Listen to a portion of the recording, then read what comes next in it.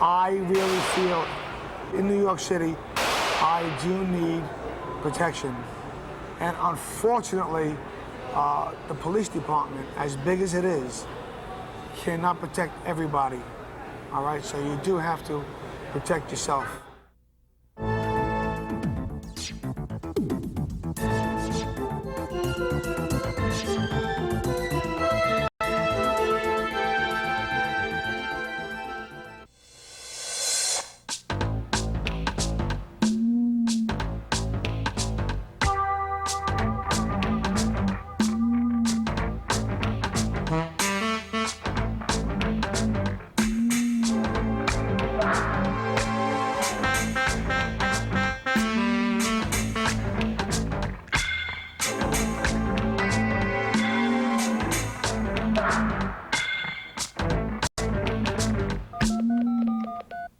Welcome to New York Hotline. I'm Bob Herbert. Tonight we'll explore the question, has New York City become Gun City? In Harlem, a doctor was shot dead through his kitchen window. In Greenwich Village, a Little League game was called on account of gunfire. And in Brooklyn, 2 off-duty law officers got into a Wild West-type shootout, leaving 1 dead. Believe it or not, we have some of the toughest gun laws on the books. But 5 out of 6 guns in New York City are illegal. It's frightening. But so is the threat of personal crime in the city: muggings, robbery, rape. Many New Yorkers have lost faith in the ability of the police department to protect them, so they have taken matters into their own hands by purchasing guns. Last year, permit applications rose almost 10% over 1988. Law-abiding citizens are fighting back. What do you think? Tonight, New York Hotline takes a quick, unscientific poll. Call in with your opinion, and we'll tally the results backstage, and we'll take phone calls from you later. The question is, should New Yorkers be allowed to carry guns to protect themselves? Yes or no? Give us a call. The group of ministers we're about to meet from Brooklyn say they must fight back because they have had just about enough.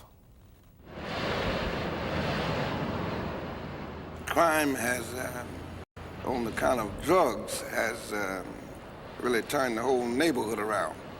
It's, if you walk through any neighborhood in Brooklyn, you'll find a drastic change that's been made. I'll give an example. It used to be a time that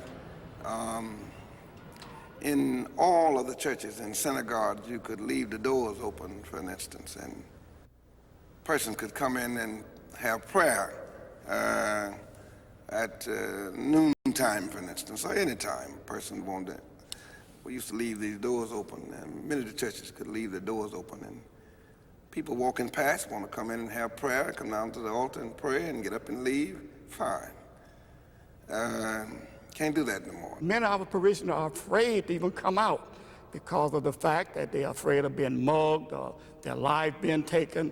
And so it's a sad commentary today that we have to live in such a society that we cannot have the freedom that we desire. People today don't have any respect for the house of God anymore. They will come and take your life right inside the church. These individuals know the time you come for service. They stand on the corner, they watch, they observe every move that you make, and then they will strike to take what your people have sacrificed for.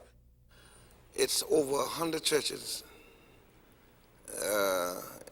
in the Brooklyn area that's been broken into. We've lost preachers, priests, rabbi. And we've lost a rabbi recently in Williamsburg. Rabbi was getting ready for prayer one morning and was shot in a car. We lost a minister over here off of Wilson Avenue, Brewer. On the Easter Sunday morning, these people came in to worship and found him tied down, killed on a Sunday. He must have been killed on Saturday night, but they found him on Sunday morning. The gun should be the last, this is my reasoning, should be the last measure of self-protection. there are other methods that we have used. We have exercised it in my church, and these men who are sitting with me, they have exercised it in their churches too. We have used all type of precautions. But again, like anyone, self-preservation is the chief law of life. Would I use a gun now? If one of my brethren here was disturbed and I came up on them, and if that's the only method I had to prevent them from going under, certainly I would use that gun. You have a strict gun law in the state of New York, and you have to qualify. And I suppose some of us could maybe qualify if we go and try it. Some of us might try for what it's done with. We may go down and file for it and be turned down, so we come back and wait a while and go back and try again. The scripture tells us that he who lives by the sword shall die by the sword. But however, the situation has become altered. It's like, see, I am an ex-Marine, and I was trained to kill, and I'm an expert. Being an expert does not give me the right to go out and exercise my qualifications. However, we have now a situation where men are no longer concerned about right. Children are being detoured into the channels of destruction. And so it has become necessary that we do something to combat the situation that we've been forced into. Now, I would carry a gun in a moment in 1990. But the reason why I would carry one is because that's the only way that we're going to survive. Once again, our poll question is, should New Yorkers be allowed to carry guns to protect themselves? Give us a call. We'll report our results later.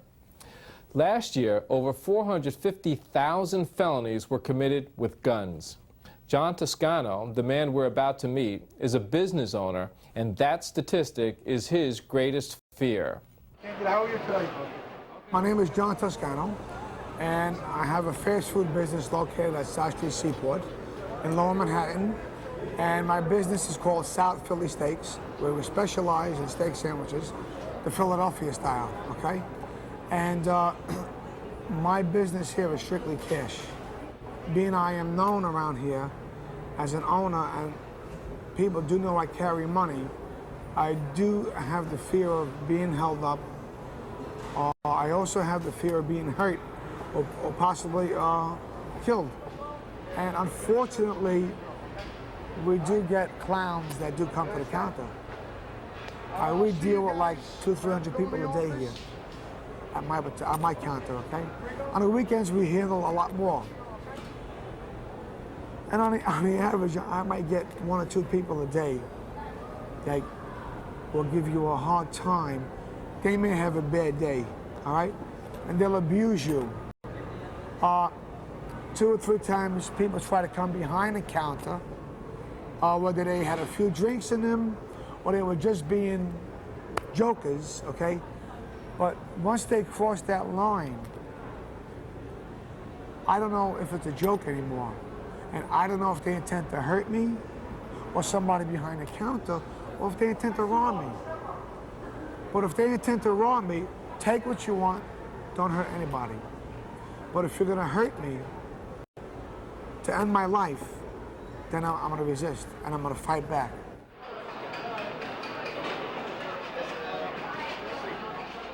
That's one of the main reasons why I went to acquire a carry permit for a handgun.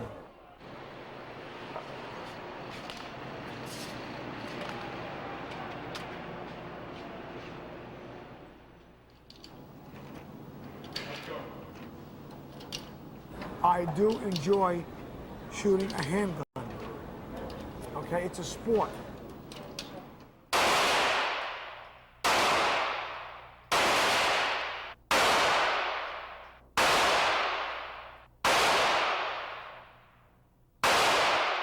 I feel this way. If I am injured or I am killed, who's going to take care of my children and my wife? Okay? I really feel this day and age in New York City, I do need protection. And unfortunately, the police department, as big as it is, cannot protect everybody. All right, so you do have to protect yourself. I was robbed at gunpoint. I had 3 guns on me, and I had 1 gun to my head and 2 guns to my body.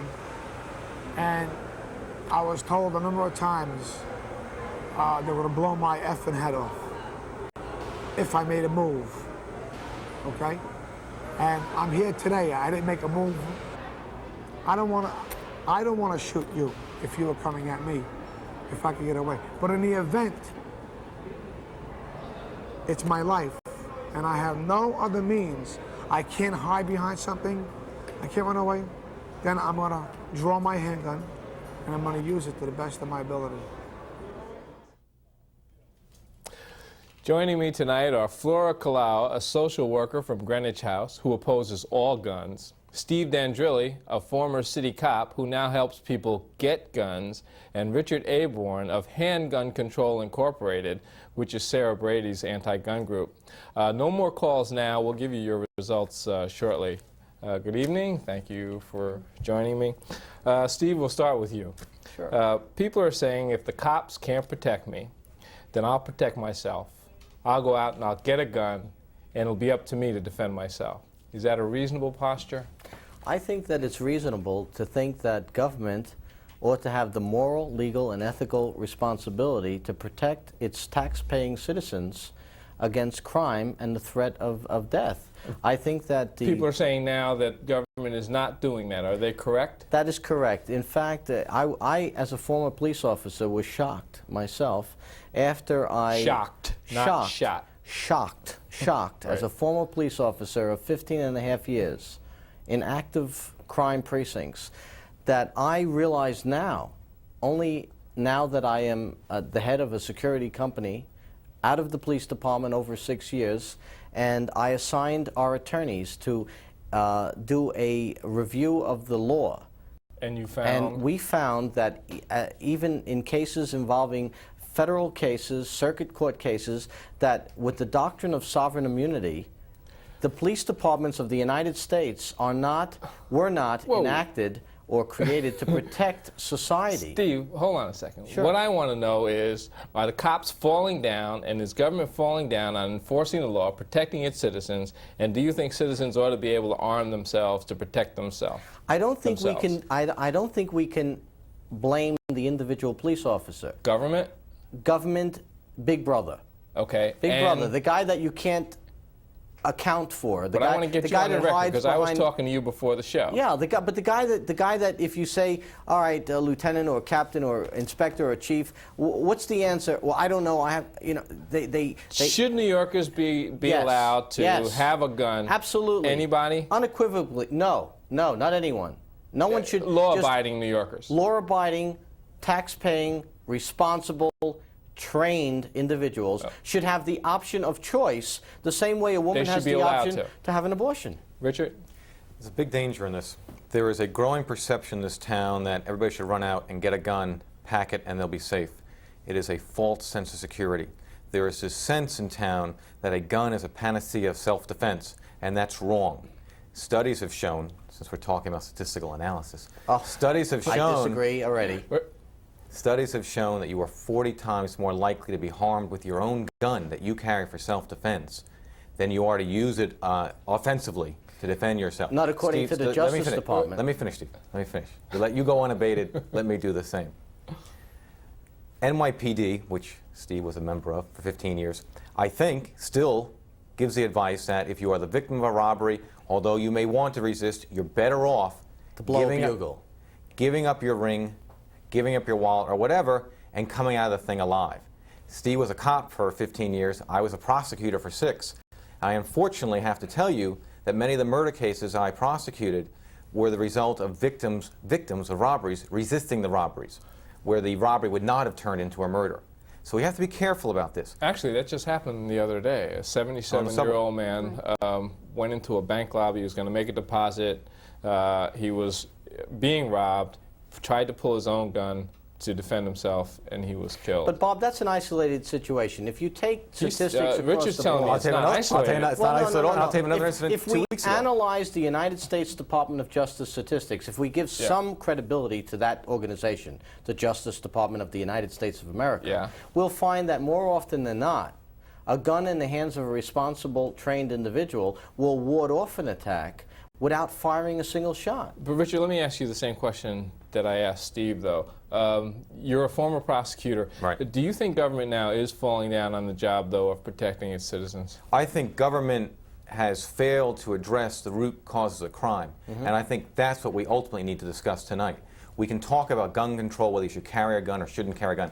I don't think you should. If you make that very awesome decision to do it, please make sure you understand what it is you're doing. Okay, I agree. But there's a much more significant issue here, and that is what is causing all this violence, and government, I think, has failed in that regard to address that. However, I think that's changing, and I think the current administration in this city, Mayor Dinkins' office, is beginning to address that, and we're seeing change on the state level and hopefully on the national level. And the way we're seeing it is that suddenly, for the first time, at least in my experience, violence is being considered a health issue as well as a criminal justice issue. That's a positive step. And I think the genesis of that comes from drugs. We started treating drugs as a health issue as well as a criminal justice issue, and we started doing things like education, etc., and that's beginning to have an effect. You're going to see the same thing in violence. Flora, you work with children all the time. What's your experience? What happens? What's the connection between the proliferation of guns and its effect on children? What happens? There are two issues. One is the root cause of a lot of crime is child abuse. Children who are abused are growing up to be very angry adults and very fearful adults, and some of them are becoming criminals. Some of them are very frightened in a lot of different ways. That's one issue. The other is many children are injured by other children because the other children get access to guns that their parents have.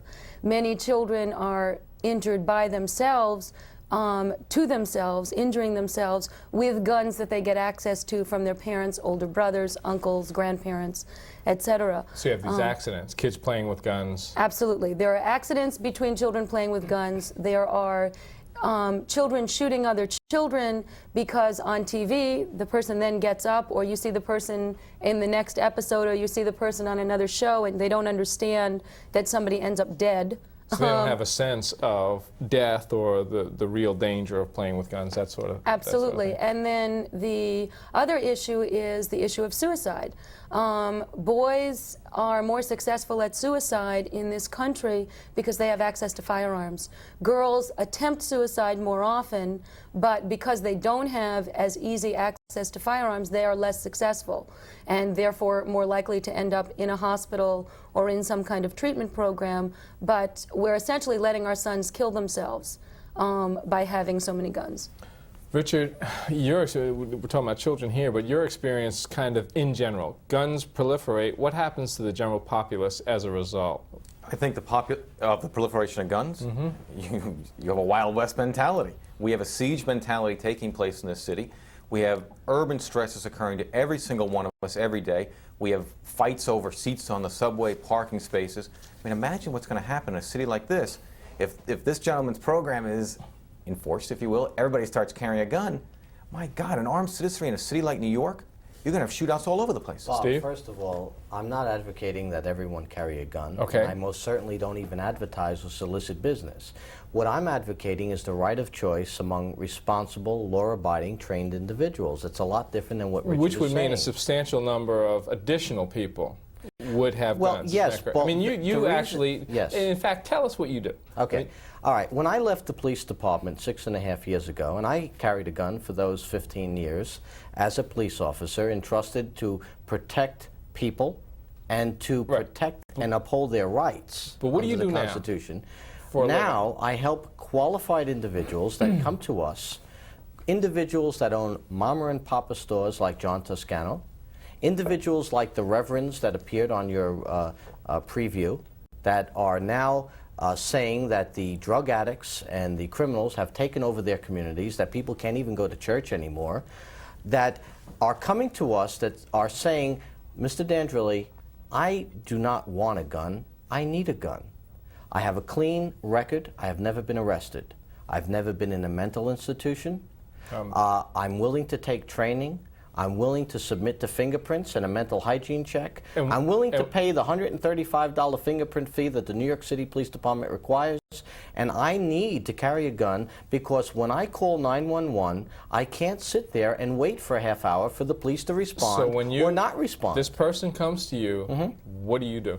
What we do is we consult with them, and we most certainly make sure that the gun is not a quick fix, that the gun is not the solution in that particular case You because make a decision of fear. yourself? Well, what we do is we talk with the So I individual. thought you said that you thought the person should have freedom of choice. Well, of course. But That person's already decided they want a gun. I want to know what you do. No, not necessarily. For example, a few weeks ago we had a psychiatrist, a young lady about in her 40s. She told me, she came into my office, she was wearing about $6,000 worth of clothing, very well dressed. Must have been a cold day. Very well paid psychiatrist. She was European, very Ivy League. She wanted a gun. She said to me, Mr. Dandrilli, I've been thinking about it for 7 years, and I was recently mugged and beaten. And one of my associates, whom you have helped obtain a gun permit, told me that perhaps I should look you up, and I'm here and I want a gun. And the first thing we did was we told her that the gun is not necessarily the solution to your problem. It is an option, perhaps, and it's something that you might want to consider, but let's not do it hastily. So we let her view a number of videotapes. Yeah. We discussed the options, we discussed the criteria, and she decided that she wanted to obtain a gun permit legally. And very quickly, what did you do? Did you help her? We helped her obtain the gun permit and receive training, which the police department does not give She has to a gun people. now? She will be obtaining a gun. She has not received it yet because in New York City, unlike in other areas of the country, and Sarah Brady is looking for a 7-day waiting period, in New York City it could take you up to 6 months to get a gun. So a person has to wait 6 months and hope that the criminal doesn't pounce on that individual to obtain a legal gun. What kind of gun is she going to have? Where's she going to keep it real fast? Okay. And how much money did you get paid for your service? Okay. We charge about $400 to obtain a premise permit or a target permit to start off with. She's going to have a premise permit? The police department, right, to start off with. Okay. The police department charges a $135 filing fee and a $29 She has to pay that. fee. She must pay that because the police department requires it. And what kind of gun is she going to have? She will probably pick up a .38 revolver, similar to the off-duty gun that police officers carry. .38 special? A .38 Smith & Wesson, a small gun that a woman would feel comfortable with, or a small semi-automatic. Okay, we will train her in the proper and safe use of that gun, and that individual will be a responsible, law-abiding, trained gun owner that will not shoot at police officers, that will not commit robberies or crime, that will not She'll be able to protect herself threat. inside her home. Yes, and will not only that, and will not create any threat to anyone here in this studio or in this audience, because she will be a responsible, trained gun owner. We're going to get back to this issue. I see Richard wants a shot at it, but first I want to do, we got some preliminary poll results here. Our viewers have a Hotline, which has the most intelligent viewers in the world. Of course. The intelligent callers. 77% for New Yorkers being allowed to carry guns to protect themselves. 23% against. 77 to 23. What's your reaction I think that to that New Yorkers response? are very scared.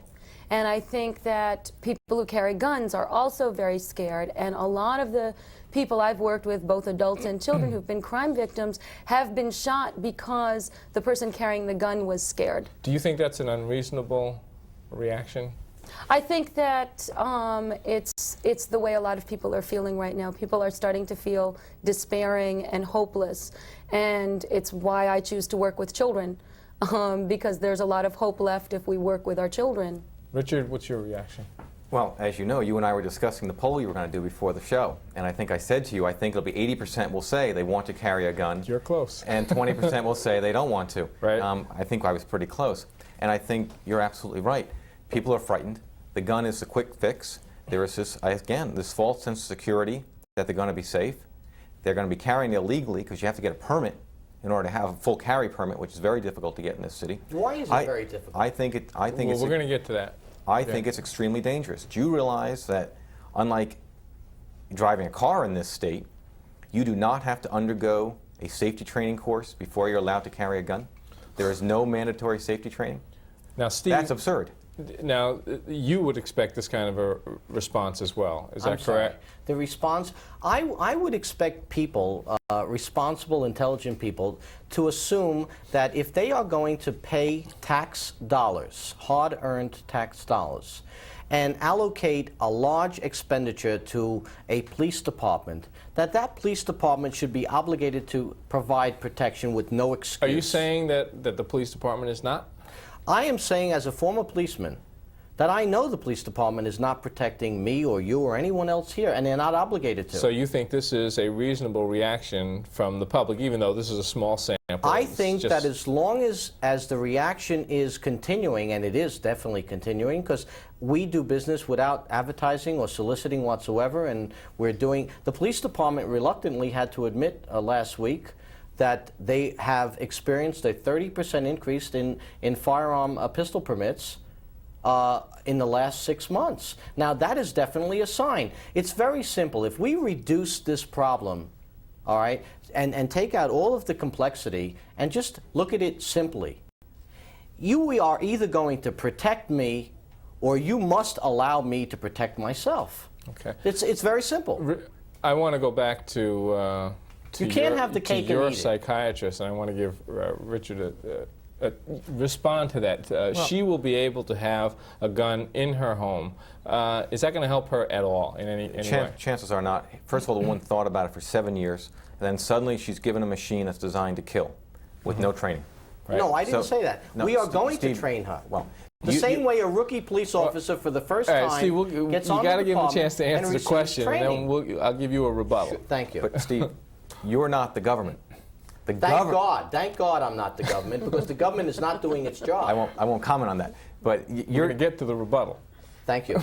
But there is no government-sponsored mandatory safety training course. I have no idea the quality of the training program that Steve will give. I have no idea. Right. Top shelf. It may be absolutely adequate. It may not. There's no government sanction of it and no government monitoring of it. But even if we assume that she knows how to operate, knows how to use this gun, what has she done now that she's got a gun in the house? What has she done? Does she have a higher level of protection now or not? She may have a higher level of protection, but she also has a higher level of tension. She's going to have a very quick reaction. The first time she hears a creak in her door, she's going to pull out the gun and maybe start firing. In many states in this country, you are required to lock up your gun at home or keep the bullets separate from the gun. The PD at one time, NYPD, was instructing its police officers to separate the bullets from the gun, because you've got to have some reaction time when you wake up out of a sleep, so you just and you're sort go of bang, bang. And you don't. I mean, unfortunately, I've attended funerals of kids who were shot by their parents because they came home a day early from college. Now, I did a column on a woman who was she was raped. She lived in a third-floor apartment on the Upper West Side.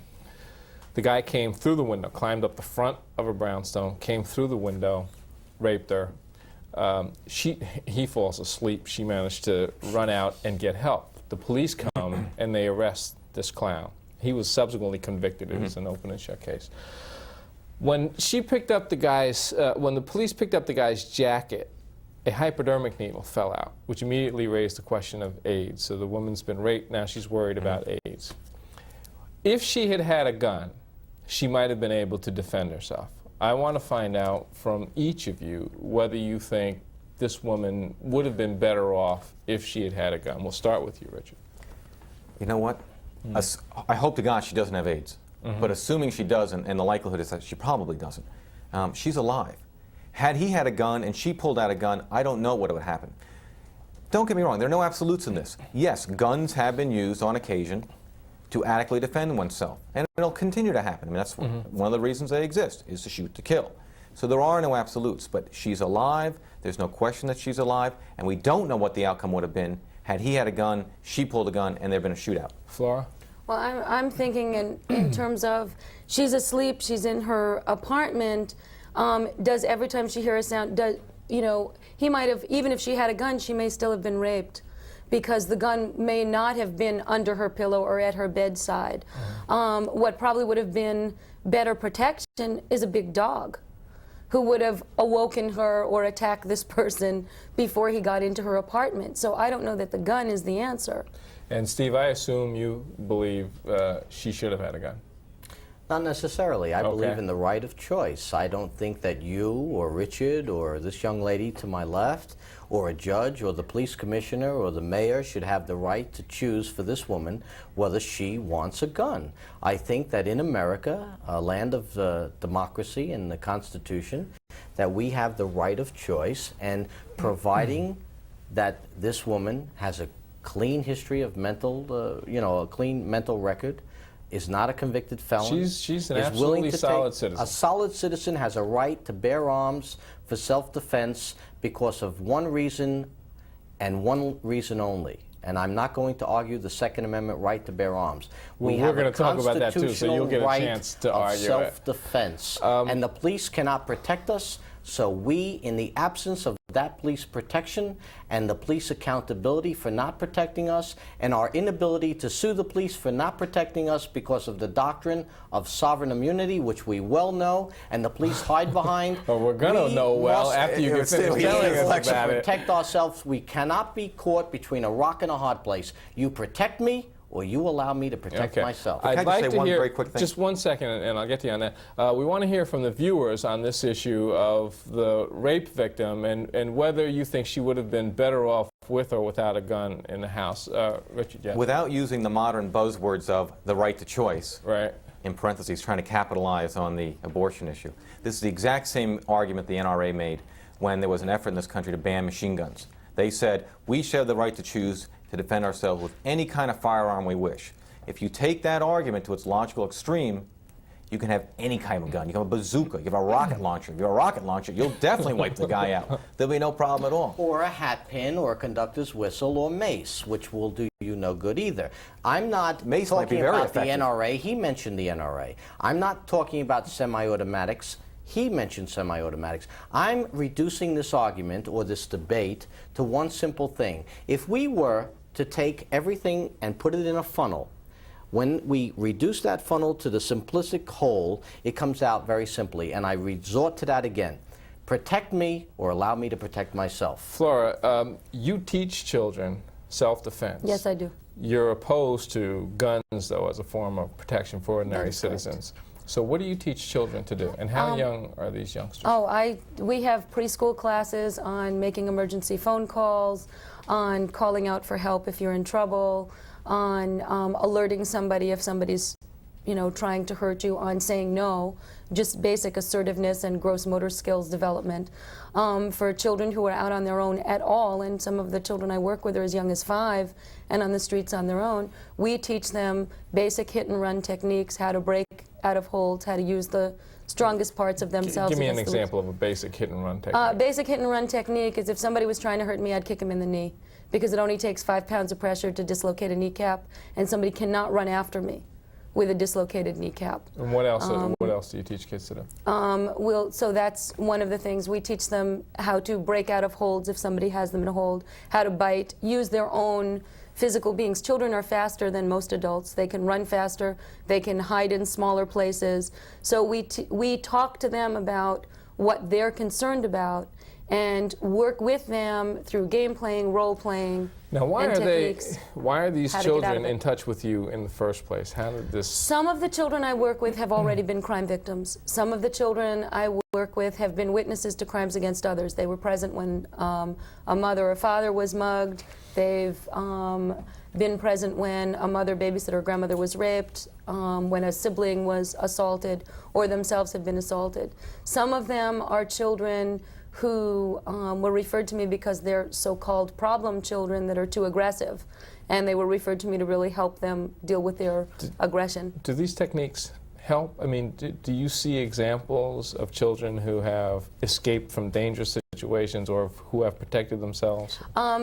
The problem is that never gets, walking across the street because you get a bad feeling about somebody doesn't usually But you would know if a youngster kicked someone in the knee to get away from a mugger or some other attacker. I had one child who bit the hand of someone who had put it over her mouth and got away. Another child who screamed and alerted people who came downstairs and saw a man with her, and then he ran away. I mean, there's certainly been a number of situations that children have gotten out of, very dangerous situations. And I also consider it a success if a child calmly gives their property over and is not injured. So was Richard's point, so you don't resist a robber or a mugger. Now we're going to take a call from the Bronx. Hello? Hello? Hi, can you hear me? Yes, I can. How are you? Good. What's your question? Well, my question is that we were talking about earlier. Hello, did we lose you? Oh no, phone trouble. I think we did. All right, do we have another caller? We lost the first one. Yes, hello? Hi, how are you? Okay, how are you? Okay, what's your question? Well, my comment is that people would be less likely to commit crimes against other people if they know they're carrying a gun or a weapon. Correct. They're much less likely to commit that crime. So you believe that if the general public armed themselves, the weapons would act as a deterrent to crime. Is that correct? Right. Okay, let's see what the panel thinks. Sure, Flora. One of the children I worked with who was stabbed when he went to reach to get his wallet, and his attacker assumed he was also reaching for a weapon. So he was stabbed with a knife. That's correct. So it's not the object. The gun should not be the emphasis here. It should be the question of crime, the question of training, the question of But you believe what the caller believes, that I believe, if criminals knew that law-abiding citizens had guns, they'd go to New Jersey. Richard, that's correct. You know, this is just the exact opposite of what's happening in the world. The world is very... Tell me about the real world. The real world is out on the street. Richard's going to tell me about the real world. Steve, you keep talking about training. We're going to have to train you about fundamental politeness. That's a holy place. You're in the rebuttal chair. That's a holy place. Richard has to make his comment. Of Harlem and Bedford-Stuyvesant and tell me what happened. I know what the street is. Steve, the filibuster is tomorrow, not tonight. Right. Relax. The whole world is rapidly de-arming in a very, I think, enlightening way. Where are you? Steve, come on, let him answer. I'm sorry, but I mean, it's not. No, that's you not have true. to. You have to let the other guest comment. But let's be otherwise, factual.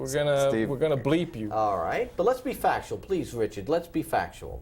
Okay, as I said, the whole world is de-arming. The nations are getting rid of their weapons because they realize what happens. Here, we're going to start giving guns to everybody, doing just the opposite. Giving guns to everybody, and there's going to be an escalation in sort of the gun race, if you will, in New York or in the United States. And this leads to an escalation of violence, of course, more deaths, more injuries. Of course. Steve disagrees. Hold that thought, Steve, because we're taking a call from Manhattan. Hello. Hi. I was wondering, for the head of the Guardian Group, how do you test someone's reaction before allowing them to get a gun permit? Everybody has different reactions when in different situations. How do you handle that? We handle that in a similar way that the United States government handles that with federal law enforcement agents, or the New York City Police Department would handle that if you were to become a police officer. We also require our clients to take safety education and training, which the police department does not. We strictly adhere to safety standards. Interestingly, not too long ago, and I'm proud to say that Richard attended a seminar that my company sponsored at the St. Anthony's of Padua School and Church with the Boy Scouts of America and the United States Olympic Shooting Team for the sole purpose of educating children, school children and Boy Scouts, on safety education and training. And Just a lot real of quickly, people tell us what that entails. Well, what that entails if you're teaching the is, kid safety, does that mean that in you're other also words, teaching the kid how to fire a gun properly? No, not necessarily. We did not, and in fact, one of the purposes of the program was not to discuss policy issues on gun control or the right not to policy, bear arms. But do you teach them how to fire a weapon? No. The purpose of this particular seminar at St. Anthony's was to tell children that on your way to school, should you come across a gun in the schoolyard, which you might, which you definitely would probably do within in New York City, you'll come across a gun next to the hypodermic needle syringe in the schoolyard, in the street. What should this youngster do? This youngster should not touch that gun, should go to his or her parent, should run to school and tell the teacher that there's a gun in the street or in the schoolyard. So the kid should something. the gun. Yeah, you report the gun, stay away from the gun, keep your classmates away from the gun, some type of responsibility. By closing your eyes to the problem, and it exists. Guns are out there. You're not going to do away with guns. Criminals have guns. Okay, we're going to take a call. We have to teach our children about gun safety. We may take a call. We're going to take a call from Queens. Hello, are you there? Hi, how you doing? Okay, how are you? Well, I'm addressing my question to your gun control advocate there. Okay, my gun control advocate is Richard. Okay, Richard. How are you, sir? Okay, fine. Now, I'd just like to ask you, why do you people feel that you have the right to dictate to other people, law-abiding citizens, whether they can or cannot have a gun for their own protection? Okay. I don't think we have the right. I think the right we have is to actively lobby and engage in political activity to seek change. I think government has the right to tell or make policy decisions about what we're going to do about the distribution of very deadly weapons. Please bear in mind, and we haven't had a chance to discuss this yet, but I don't seek to ban all guns. My concern about the current issue, which is whether or not you should carry a gun, is that if you carry a gun, you've got to understand what that entails, and more importantly, you've got to understand that that is not a panacea of self-defense. I'm very concerned about everybody saying, let's just get a gun. But to get back to your question, I don't think that we have the right to dictate who can carry a gun and who can't. I think government needs to set down a national policy, not just a state policy, about who's going to have guns and under what conditions. Government is frequently regulating partial areas. In this city right now, it is illegal, you may not even know this, but it's illegal to carry a switchblade knife. It's illegal to carry a karate star. It's illegal to carry brass knuckles. Government has selectively regulated a given area of particular weaponry, but it's not illegal to carry all knives. Government makes selections. So I don't think we have the right to dictate, but I think we have the right to lobby for political change. Okay, let's take another call. You're on New York Hotline. Hello. Yes, hello, Bob Herbert. How are you? Oh, hi. I'm an 18-year-old black male calling from Brooklyn, New York. And I'd like to ask the entire panel, I mean, if you can't have a gun, I'd like to know what other means of protection are you going to protect yourself? I mean, the police are not going to be there right away. I mean, you don't. I think that's a good question. Flora, you want to take a shot at that? Well, I think that the more information you have, the more options you have. Learning physical self-defense is important. Learning patterns of crime for your community is important. Having communities grouped together to have citizen actions around crime, demanding more police protection where there are high crime areas and issues is certainly important. The more information you have, the more options you have.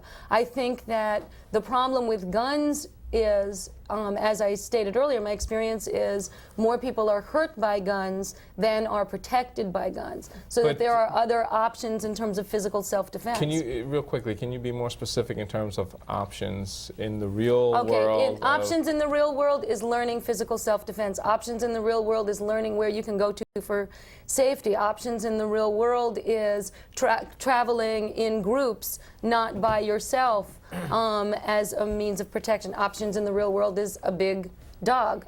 You know, there are a lot of locks on your doors. I mean, there are a lot of options that are not guns. Okay. What do you Steve, do when your landlord doesn't allow you to have a dog? Just a minute. You have already said on this program that you don't think everybody should have a gun. That's correct. What options are there other than a gun? If someone doesn't have a gun, but they want to protect themselves from crime, only guns? Leave New York. I'll tell you. Let me address that. Let me just say one further statement. You just told me there's none. No, there is no rational option because police have guns, and they have guns for a good reason, because the gun is the final arbitrator.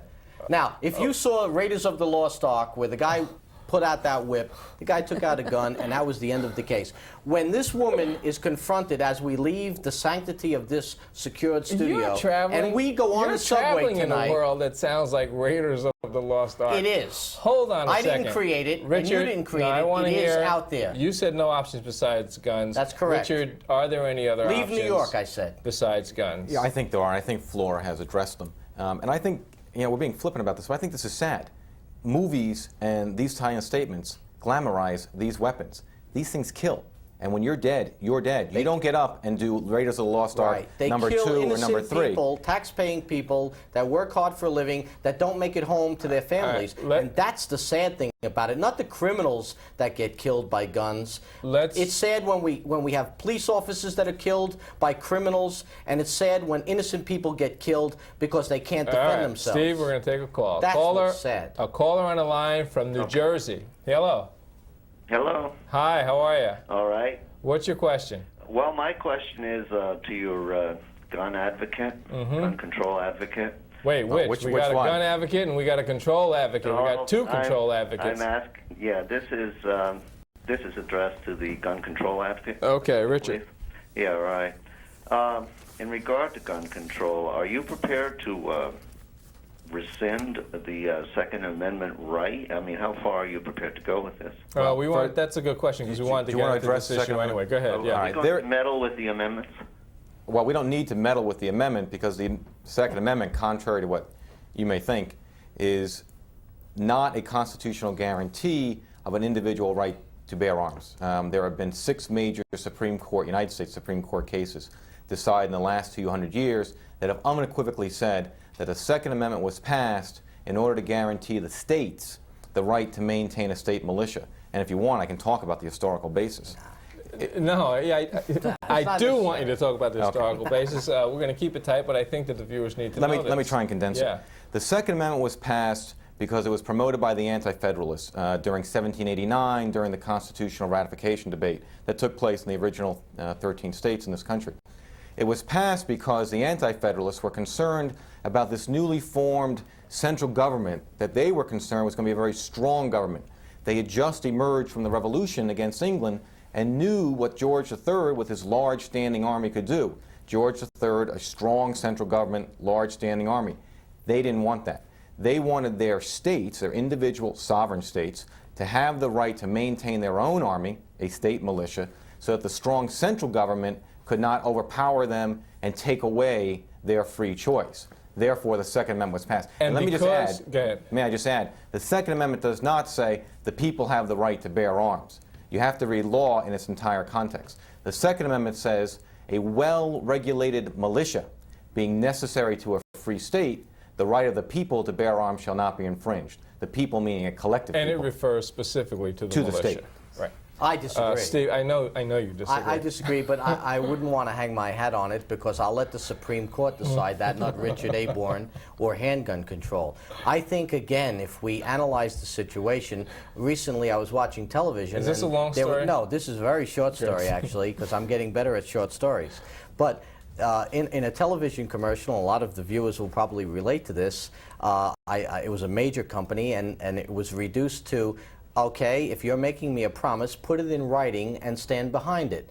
Okay, if you don't want me to have a gun, right, and you don't want the honest citizen to have a gun, then protect us. Steve, and I think if you don't protect us, let me sue the hell out of you. Steve, you've got a point. Okay, if you don't want me to have a gun, you should protect me. That we'll is get correct. back to that point. You cannot have your cake We'll get back and to eat that it. point. Protect me but or allow me to protect myself. After this call from Manhattan, hello. Hello? You're on Hotline. How are you? Yes, hello. I want to direct a question to Steve. Thank you. I was afraid of that. I love it. Yes. Go ahead. And I spent some time in England, by the way, Yes. and I know all Steve, about your English will you laws on let gun this owners. caller ask the question? Well, Please. Go ahead. Steve is not well informed because I'm an Irishman. All right. I'm terribly sorry. I love the Irish also. Not alone that, I'm an ex-police officer and an ex-military person. And I'm astonished that, your view that people in general have to protect themselves. Well, you haven't been... Well, no, let the caller finish. Over the last 10 years, 15,000 military personnel died due to accidents. Now, I would consider the military to be probably the best trained people to deal with firearms and what have you. Now, so much for the record of the police department, over the recent months and what have you. Now, do you have a question? Police officer, yeah, I'm saying is how do you consider members of the general public to be able to handle themselves, carrying firearms, and the military? How do you compare both? So if the military's having trouble, with accidents and the like, how did the and we also know the police department has problems like that. Your leading story showed that. How can we expect the general public to be responsible across the board with guns? Steve, and you got to keep your answer tight. I'll be very 'cause we're brief, getting- sir. Allow me to address that question. The United States of America, and I'm proud to say that I am a citizen of the United States. In this country, we pride ourselves on democracy, and we pride ourselves in trusting in the people, unlike other countries in Europe in particular, in Asia, and in Russia, where there's a mistrust in people. I firmly believe that private industry does a better job of training and helping the people than the government. I think that it's now time that private industry has to address the problems that are existing, and once they rectify those problems, we could then allow the government to perhaps take over again. Okay, we've got a caller on the line from Brooklyn. You're on Hotline. Hello. Hello. Hi. Hi, Bob. I'm calling in, and my question is to Flora. Okay. Flora, in the real world, we're discussing the real world here. Do you honestly believe that a guard dog or anyone trained in the martial arts can be protected from a bullet, from a fleeing bullet? There is no. I am trained in the martial arts, and I am also a licensed gun holder in New York City. And if I was ever confronted by a mugger or a robber or anyone else that tended to do me bodily harm, I can assure you that I would call upon my gun before I call upon my martial arts training to defend me, because there is no martial arts expert in this world, unless he is right on top of his attacker, can ever be as fast as a gun or a fleeing bullet. Okay, Flora? Okay, you're absolutely right. No martial arts training can protect you from a bullet. However, martial arts training can train you to avoid the situation. Martial arts training people have disarmed attackers with weapons with martial arts training. Guard dogs have bitten the arms of people with guns and made them drop their guns. It is certainly not going to prevent all gunshot wounds. Absolutely not. All I said was it will increase your options and increase your possibilities of being safer. I think that the thing that is really going to protect this nation is working with our children who've been abused so they don't grow up to become criminals. That's really the guaranteed protection that we need. Okay, we've got a caller on the line from New Jersey. Hello, you're on Hotline. Hi, how are you? I'm fine. How are you? Well, this is my question. When someone is confronted with a crime and they're surrounded by criminals, a criminal has a knife or a gun or something, I think that the person has a feeling of being passive, feeling overwhelmed and helpless. Now, my question is this.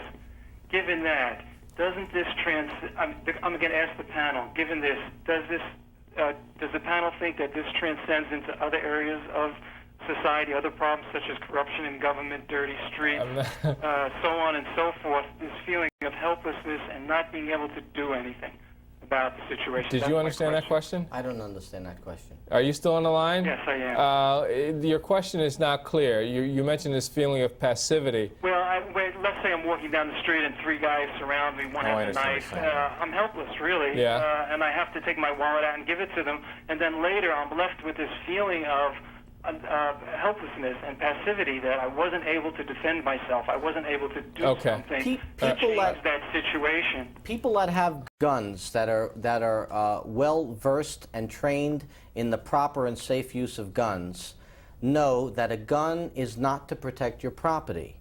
A gun is strictly to protect your life or that of another person. Law enforcement officers are trained in the same discipline. So that when a person comes to our organization and they're interested in protecting their cash deposits or their valuables, we most certainly emphasize that that is not the reason to have a gun. Well, Flora, I'd like you to take a shot at this, though. This gentleman talks about a feeling of helplessness, passivity, but if a person had a gun, wouldn't they get a false sense of security and believe that they were safe? This is a question for Flora. Your experience in dealing with crime victims? I've certainly seen it with a lot of crime victims who think if they carry a knife or a gun, now they're safe. The most difficult cases I've had in terms of counseling in my experiences, I was running a rape crisis program and I had to deal with a number of police officers, some women police officers who'd been raped who had their guns with them when they were raped, and some male police officers whose wives were raped in front of them and who had their guns with them when their wives were raped, and we're dealing with that. The gun is not a guarantee that you're not going to be a crime victim. The gun is not, it is definitely, many times for some people, a false sense of security. In terms of the helplessness that one feels after being a crime victim, that's the point of counseling, because to make a choice to live, to make a choice to turn over your property, to make a choice to submit to a rapist, whatever it is, that choice is a choice between life and death. That's nothing to be ashamed about. That's nothing to feel helpless about. That is a choice. It's a terrible one to have to make. But it is a choice that you should make. That it you is should the correct make. choice. Life is certainly much better than That's death. part of the message. I think the message that should emerge from tonight is don't confuse being tough with being smart. Being smart is a guarantee that you're going to live. Being tough may be, unfortunately, a prescription for death. You have to be a little bit enlightened in these things and don't succumb to this feeling that, well, the tough thing to do is for me to respond, pull out my gun and shoot. That's TV. That's not reality. Think about what you're doing before you go out and decide to get a gun. I'm sorry, give up your ring. So the guy won for 5 minutes, but you win in the long run. Don't confuse the two. And I agree. Okay, so you don't want to confuse absolutely kind of a false sense of macho security absolutely with not. a In gun. fact, I think it's important for the viewers to know that, and again, as a police officer, when police officers were issued the bulletproof vests, the bullet-resistant vests, there was a lot of concern that now that you're wearing this bullet-resistant garment, that you would stand up to the criminal and say, go ahead, shoot me. You know, like you had this awesome power and authority and you thought you were invincible. That's not the case. And with proper training, officers were told, you have a bullet-resistant vest, but it's not something that you should flaunt, and definitely don't challenge your attacker. I don't think that a gun is used in the same way, or a knife, or a car, or a tank, or any other object. I agree with Richard. I agree with Flora that the key here is logical thinking, education, and training. Quick survey here. Do you feel unsafe sometimes when you're walking around the city of New York? Of course. You? Steve, do you feel unsafe? Absolutely, with or without a gun. Do you have a gun? I most certainly, I have a number of guns. Flora, do you feel unsafe at times? Yes, lots You of don't times. have a gun? And I do not have a gun. But Do you have a gun? No, of course not. I do not have a gun. But let's not leave the viewers with a sense that there's nothing they can do, because I think Flora has talked about things that you can do. We're not simply saying lay down and die. We as a society can respond to this. We can reach societal solutions to the violence problem. The point is that you have to find out reasonable solutions, solutions that have a reasonable chance of working, and not place yourself in a more dangerous situation than you otherwise might have. Absolutely. All right. But what about the person who does not have that option, who is living in the ghetto, who must take the train? Perhaps Richard and I don't have to take the train. I take the train 10 times a day. I got to cut you off. But we can't talk anymore this Sorry. week. Time has run out. That's an hour? If fear put guns in the hands of law-abiding people, their loss of faith in public safety means a loss of faith in government. To regain trust, government must do its job in providing public safety. And government must enforce laws intended to keep guns out of the hands of lawless individuals. Next week on New York Hotline, when a woman is raped, how likely is her attacker to wind up in jail? Join us. I'm Bob Herbert. Thanks for watching.